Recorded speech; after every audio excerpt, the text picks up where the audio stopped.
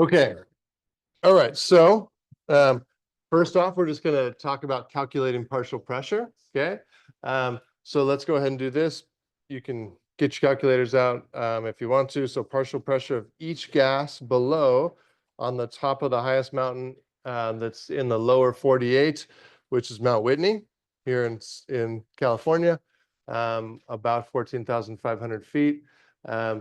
All we need to know is this, right? We need to know the atmospheric pressure total, and then we need to know the percentage of each gas, right? So work with your team, calculate the three partial pressures of each gas here with that total atmospheric pressure of 531. Go ahead.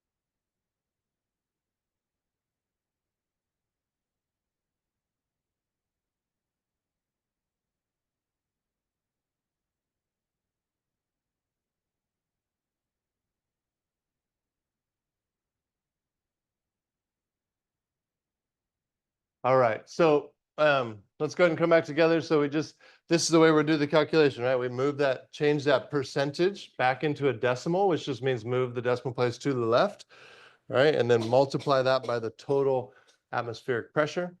Okay, so nitrogen is about 417, oxygen is about 111, CO2 is 0.2.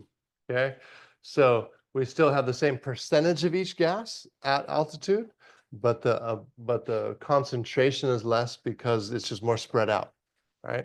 So if we took a jar and capped it down here at sea level, and we did the same thing at the top of Mount Whitney, we would still have the same percentage of each of the gases, but there would be less of each, right? Less total, less of each gas at altitude than down here, right? And they're just spread out more. That's the bottom line, okay? Less pressure holding that all together, okay? So questions on this calculation at all?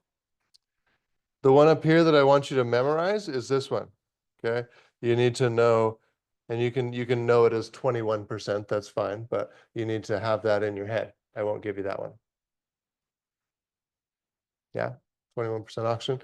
Okay, so then we're going to apply these numbers to this right here, okay? So when the partial pressure of oxygen in the inspired air is 160, like it is to the right, the partial pressure of your blood is 95, okay? So that's kind of our normal conditions. That's how it is right now. We have about 95 millimeters of mercury of oxygen in our blood, okay? But if we're at the top of Mount Whitney, then we're changing this number, right? So then just, yeah, discuss with your team a little bit, what you think that would move down to, right? Because it's kind of a proportion thing, right? We had to go from 160 to 95 just to fill up the blood. If we're going from the number on the previous slide, how much would we have to go down if we're going about the same proportion down to when we're at Mount Whitney? Go ahead and talk about that for a sec and take a guess with your team.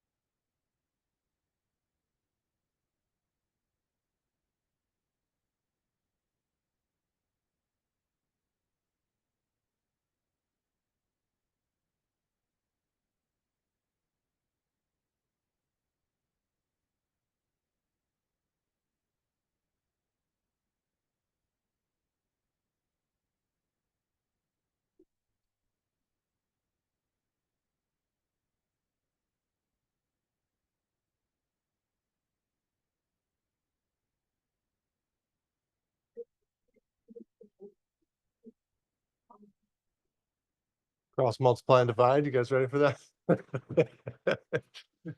Remember some math, right?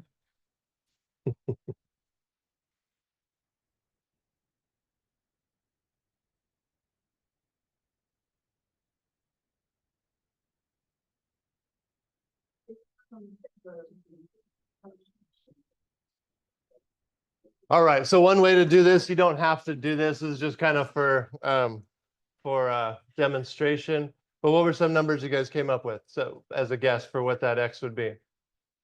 How much oxygen would be in our blood at Mount Whitney? You guys have a guess? What'd you come up with? Anybody cross multiply and divide like I did? Some other people did that. Yeah. The math nerds out there like me. Yeah. Yeah. You get about 65 if you do that, right? So it goes um, from about 95 to 65. Okay. Meaning that you got a lot less oxygen in your blood, right? Even at a mountain that is only not even half the height of Mount Everest, right? Mount Everest is 29,000 feet. So the tallest one here in the States, in the lower 48. You got a lot less oxygen in your blood, right? So then what would that do to your cell's ability to use oxygen? It's going to be a lot less, right? Because we're going to start at 111 here, or sorry, we're not going to start, we're going to start at 65 instead of 95, right?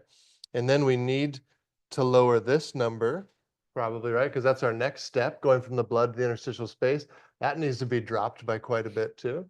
And then the one in the cells of 20 needs to be dropped by quite a bit to be able to get gas, oxygen there, right? So we're probably down with something like 8 millimeters of mercury in our cells, right? Which just means we can't use our mitochondria as much, right? We can't use our oxidative system as much if we don't have the same amount of oxygen there available to use, right? And that's the big problem with altitude, is just the inability to use our oxidative system to make energy, which is the one we use 99% of the time to make fuel. So, questions on that? Yeah, Sarah.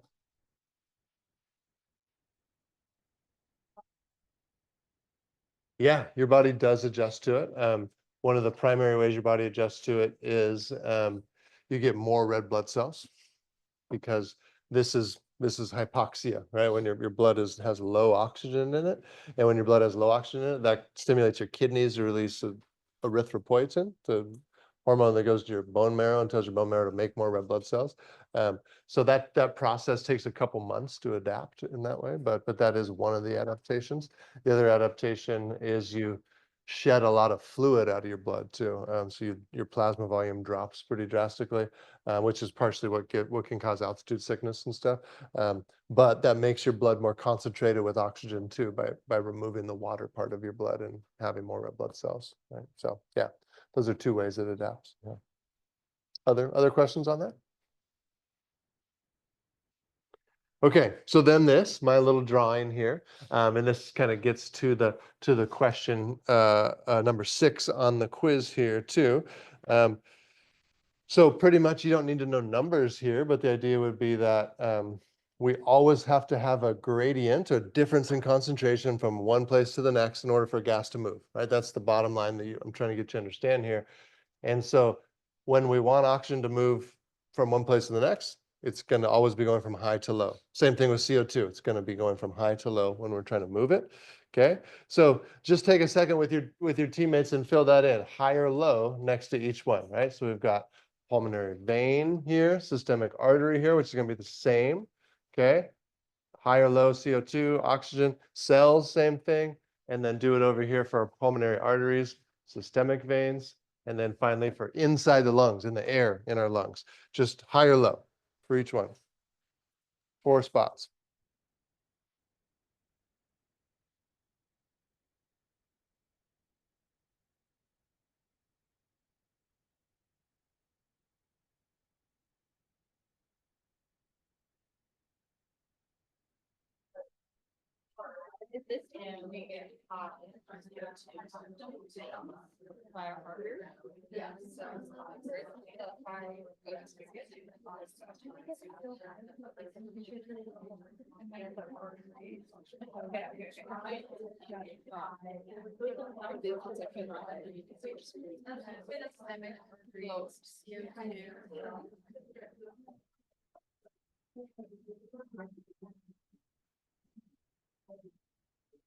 And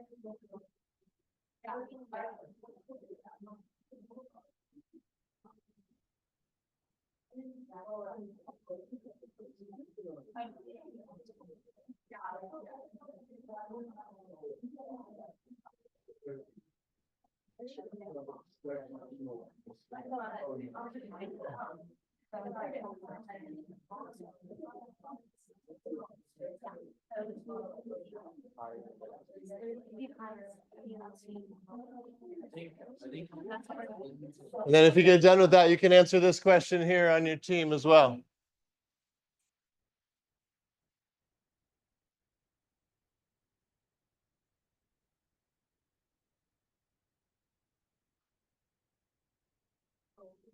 So yeah, then I'll have you, when you guys are done, I'll have you vote as a team for this question here.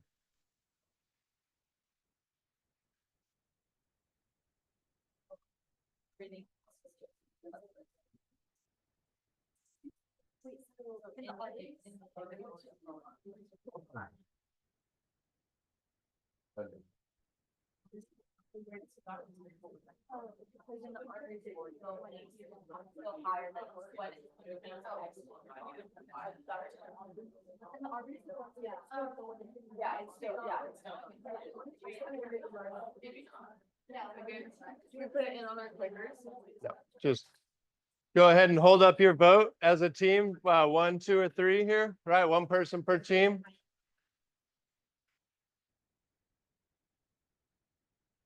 Yeah, 3 or 2. Okay, there you go. Couldn't tell if your thumb was up or not. Okay. All right. So most teams are saying C there. Let's go back here first. Okay.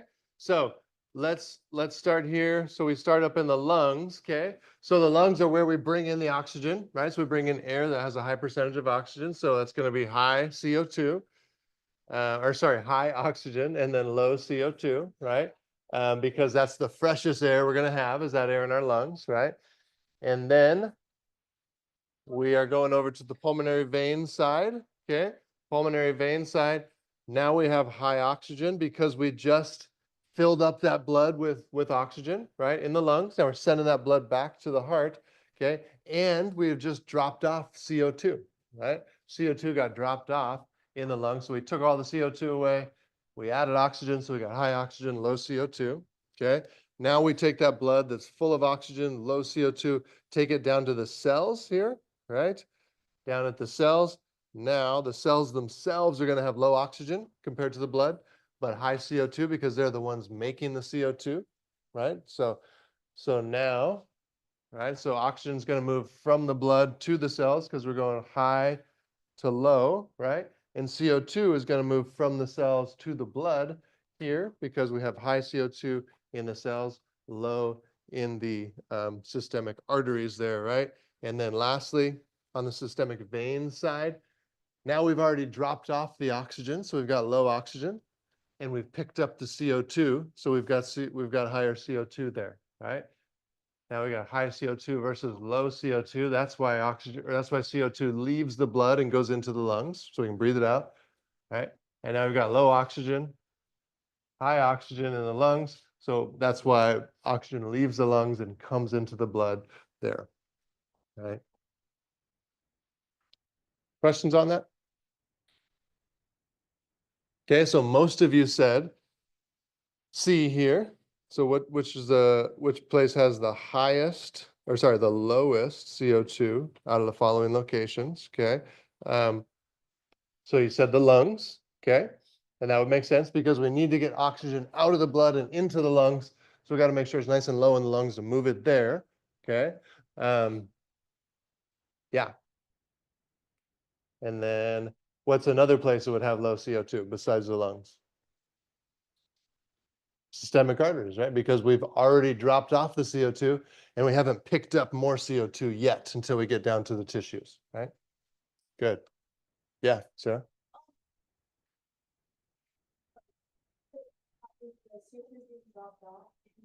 And oxygen also picked up, would it also still have a high concentration of CO2 there?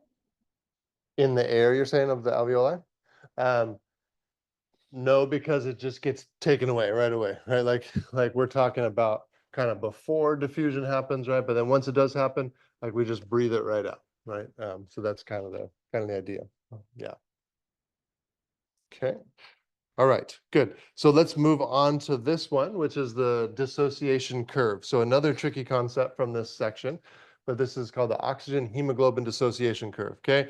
And the way that you look at this graph is, we don't care so much about this side. We won't really deal with that side much, but we do care about oxygen saturation, and we care about partial pressure of oxygen on this side, okay? And so all of you have probably had that little red thing stuck on the end of your finger, right, at the doctor's office. That's checking your oxygen saturation, right? That's the percentage of saturation there on the right-hand side here on the y-axis, okay? Um, so pretty much you pick a partial pressure and then you go up to see where it intersects with that line, and then go over to the y-axis, and that'll tell you what the saturation percentage is, okay? So do that for both of these, for 105 and for 40, okay? Do that with your team. So find it on the x-axis, go up to the line, see where it intersects, and then write in what percentage of saturation that would be.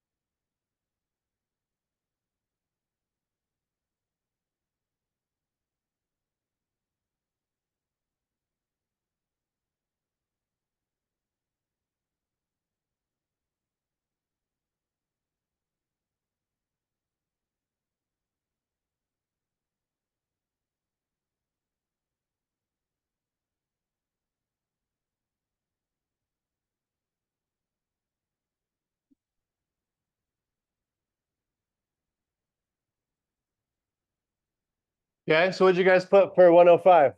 What'd you say? What percentage? What'd you say? Yeah, 98-ish, right? Somewhere around 98% saturated. And then for 40, maybe 75-ish, we'll make it easy. Let's call it 78 to make it easier. Okay, so 78-ish at 40, okay? So we'll remember those two numbers, and then we go here, okay? So now we're combining this image with the graph, right? So we just came up with those two numbers, okay? So where on the colored image there would we expect to see a partial pressure of oxygen of around 105? And then where would we expect to see it at about 40?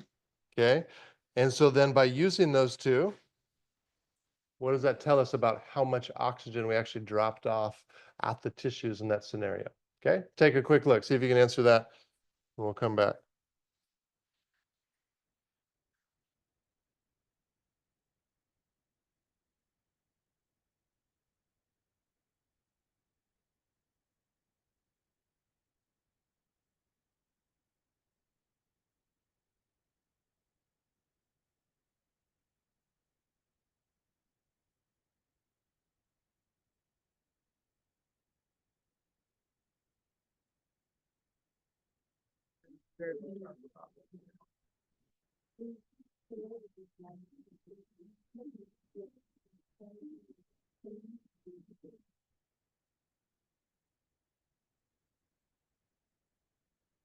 All right, so where do we see something close to the 105?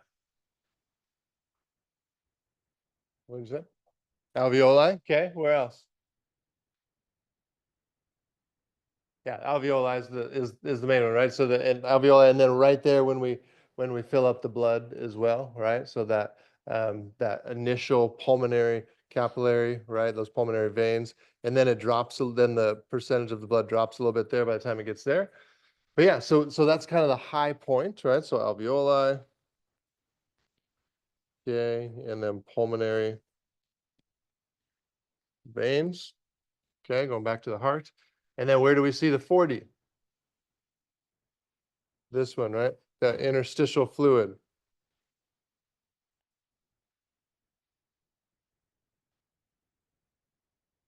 Okay, so pretty much what that means is if our blood goes from being 98% saturated to then about 78% saturated.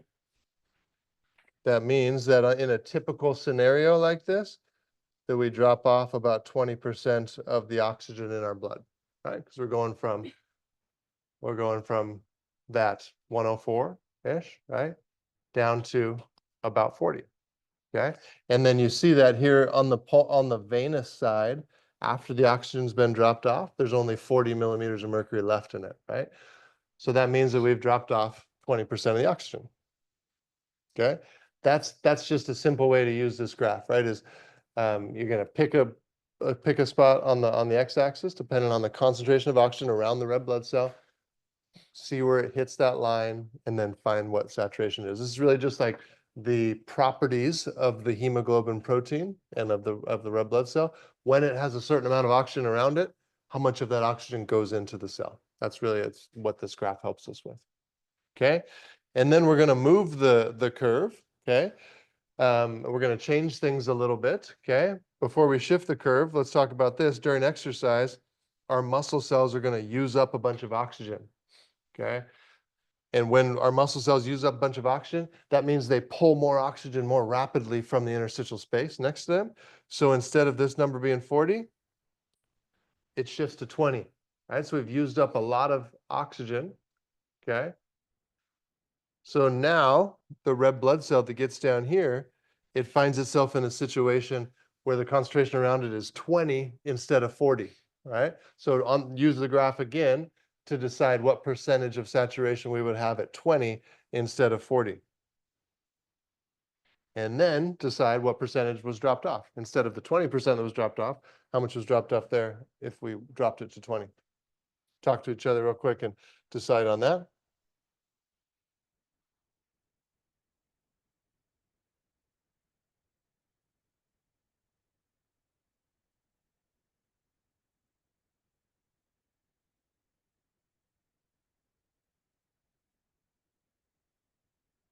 Yeah, so it's something like that, right?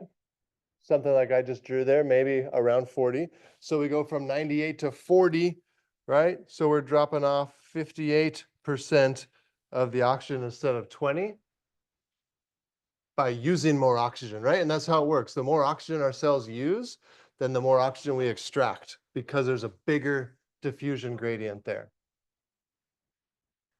Okay?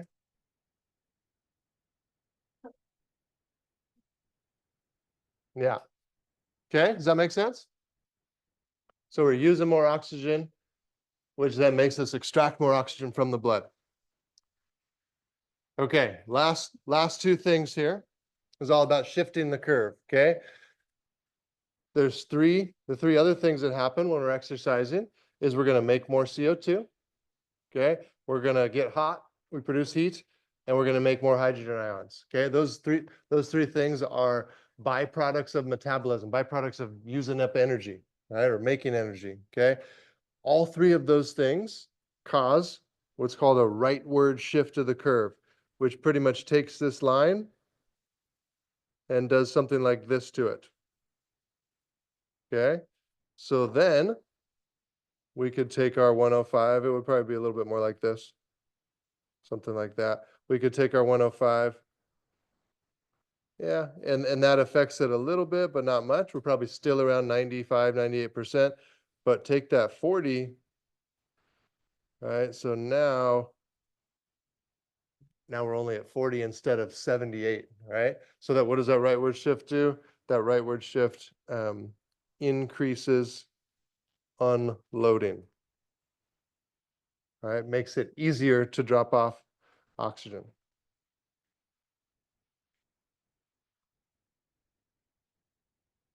Which is exactly what we'd want, right? Because during exercise, we're using a lot of oxygen and we need it to get dropped off. So it would make sense that when we're in a state with high CO2, high hydrogen, high temperature, that we would want to drop off more oxygen. So this curve shifts to the right, so we do drop off more oxygen instead of less. Okay, so that increases unloading.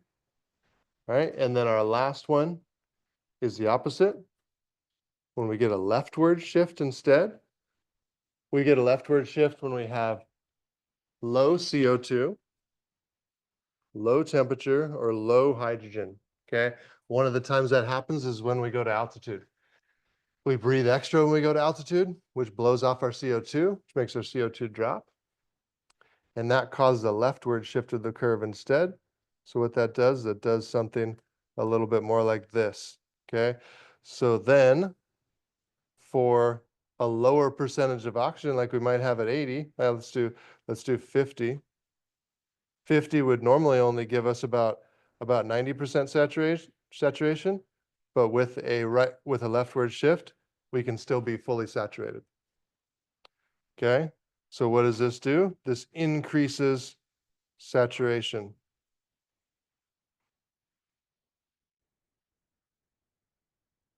Yeah, so 50 with no shift is going to be about 90. 50 with a leftward shift is still going to get us to about 98%. Okay, so that leftward shift helps us to get more oxygen on our blood in altitude. The rightward shift helps us to drop off more oxygen. All right, guys, have a good rest of your day.